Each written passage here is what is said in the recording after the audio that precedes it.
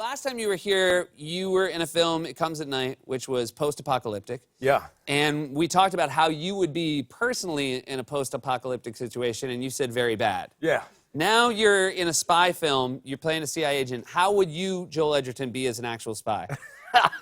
I'd be equally as bad as my post-apocalyptic.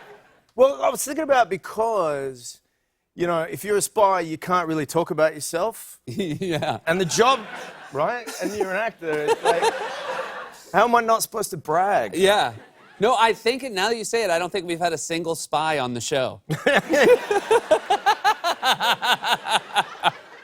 I'd be like, are you a spy? And I'd be like, yeah, let me tell you all the things that I'll tell you all the cool things that I've done. Pretty quickly.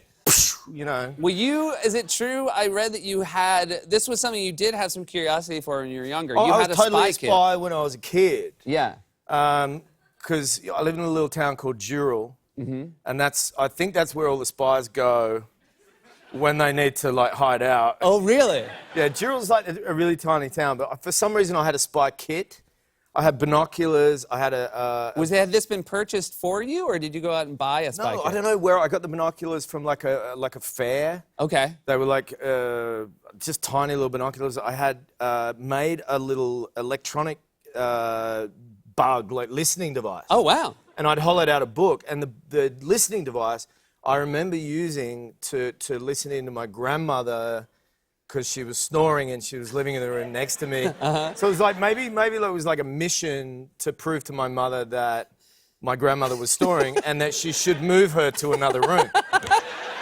So this is some... And I successfully completed that mission. Wow. Right? Oh, so you did provide audio proof to your mother that your grandmother was a snorer. Yeah, she's passed away now, my grandmother. Uh-huh. I didn't. Well, but again, as a spy, you couldn't tell us.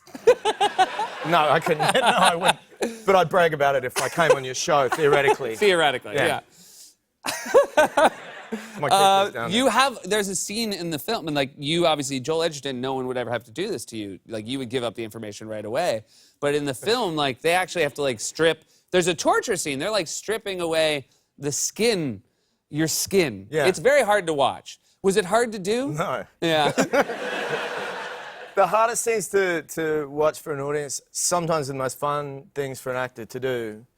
I had fun. It was weird. I spent all day in my underpants. Actually, I spend most of my other days in my underpants, but I have other stuff over the top. Just to be clear. This was an only underpants situation. Yeah. Yeah. Okay. Gotcha. This was an only underpants situation, and makeup where I was getting my skin peeled off me. Yeah. Not for real, because I'm an actor. Right. Of course. And I have a team of people protecting me for real. So many. They'd have to get through so many people to actually peel your skin. To actually get my skin off? Yeah. Yeah, but we have very thin skin. Actors. Yeah. Wow, this is... Very easily hurt. But I'll tell you something that happened that day that was pretty funny, actually. Jennifer Lawrence. Yeah. I'm gonna pick that one up. Oh, you name dropped? Yeah. She...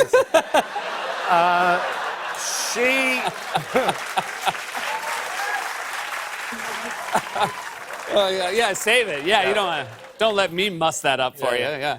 She has a little dog called Pippi. Yeah. And Pippi's about that big. And Pippi came to her rescue that day, thought she was really in trouble. Oh, wow. And ran onto the set and there's a big German guy who's torturing us, or me, and just decided like this is the guy who's threatening Mum's life. I'm gonna and went him. Oh, wow. Yeah, like this, and he was mad. It was pretty cool. And so Pippi did a nice job ultimately? Better job than me. It takes a man to say that. It takes a man to admit that.